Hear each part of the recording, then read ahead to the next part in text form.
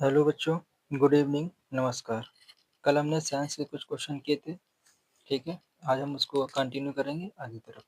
पहला क्वेश्चन हमें लिखा है कि मधुमेह रोग किस हार्मोन की कमी से होता है। दिख रहा होगा सबको, विजुअल है, ठीक है। तो मधुमेह रोग क्या होता है हमारा? मधुमेह रोग जो हमारा होता है, जिसको हम बोलते हैं शुगर, क्या बोलते हैं? शुगर। ये हमारा किसकी कमी से होता है? ये हमारा था इंसुलिन कमी से। किससे होता है? इंसुलिन हार्मोन होता है हमारा एक, इसकी कमी से हमें क्या होता है?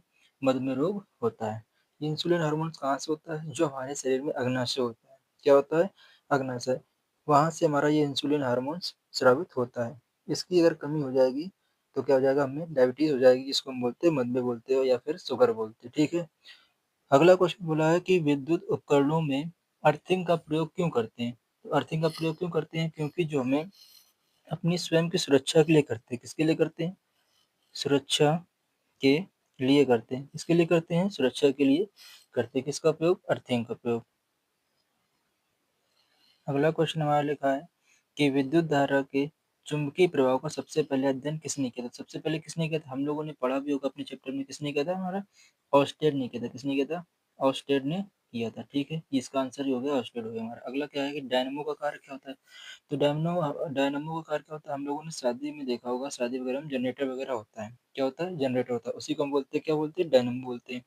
तो डायनेमो जो हमारा होता है वो क्या करता है? हमारा जो रासायनिक ऊर्जा होगी, रासायनिक ऊर्जा, इसको किसमें चेंज करता है? इसको चेंज करेगा ये विद्युत ऊर्जा में। किसमें चेंज करेगा? विद्युत ऊर्जा में चेंज करता है। इसका काम हो गया।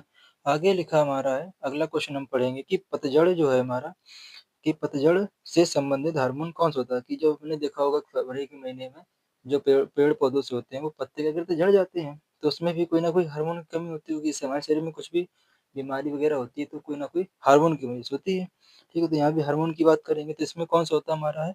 पतझड़ में जो होता है हमारा वो एब्सिक्स होता है। क्या होता है? एब्सिक्स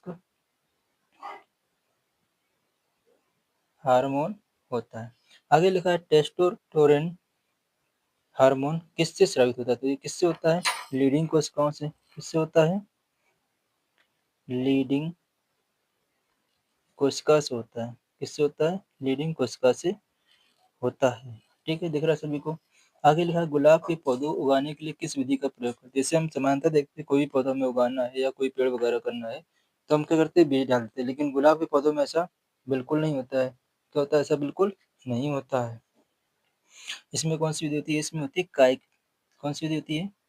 कायिक विधि होती है। कायिक विधि से हम क्या करते हैं? गुलाब के पौधों को उगाते हैं। अब कायिक विधि क्या होती है? कायिक विधि हमारी वो विधि होती है जिसमें हम क्या करते हैं? किसी भी पेड़ की जो हमारी तना होता है, तना को लगा के हम करते हैं। आगे लिखा है कि युग्मनज में गुणसूत्रों की संख्या कितनी होती है? तो कितनी होती है? इसमें सबको मालूम चाहिए 2x होती है। कितनी होती है? 2x होती है। अगला क्वेश्चन दिया जो हमारा गया है कि डीएनए की संरचनात्मक इकाई क्या है? तो क्या होती है? न्यूक्लियोटाइड। क्या होती है? न्यूक्लियोटाइड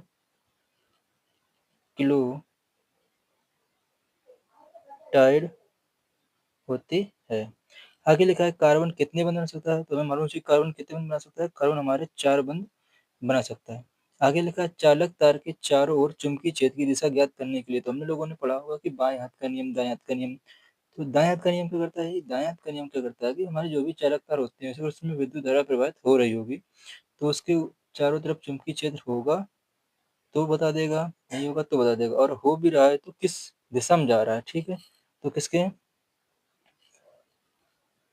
दाएं हाथ के अंगूठे के नियम से पता करते हैं। आगे लिखा है यांत्रिक ऊर्जा को विद्युत ऊर्जा में कौन बदलता है? तो कौन बदलता है? बदलता हमारा कौन है? डायनमो। अभी हम पढ़ चुके हैं, डायनमो बदलता है।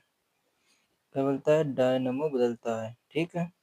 अगला क्वेश्चन हमें दिया गया है कि फाइट एंड फ्लाइट हार्मोन कौन सा होता है? हमारा एड्रीनेलिन होता है। कौन होता है? एड्रीनेलिन होता है। अब ये फाइट और फ्लाइट हार्मोन क्या होता है? जैसे कि हम कहीं खड़े हों, मान लो अचानक से शेर आ जाए या कोई चीता आ जाए या कोई भी प्राकृतिक घटना हो जाए तो उसमें क्या करता है? हमारा जो होता है fight and flight hormone release करता है, ठीक है। जिसको बोलते हैं एड्रीनेलिन बोलते हैं। आगे लिखा है जल में कौन कौन से विटामिन घुलनशील होते हैं? तो हमारे जल में कौन से होते हैं? हमारे विटामिन बी और और हमारे सी, ये क्या होते हैं, जल में घुलनशील होते हैं। अगला क्वेश्चन लास्ट हमारा कि क्लोरोफिल किस प्रक्रिया के लिए आवश्यक होता है? तो क्लोरोफिल किसके लिए होता है? तो क्लोरोफिल का काम होता है हमारा सिर्फ है कि ये जो हमारा होता है क्लोरोफिल किसके लिए होता है? जैसे पेड़ पौधे खाना बनाते हैं, किससे बनाते हैं? प्रकाश संश्लेषण क्रिया से। किससे? प्रकाश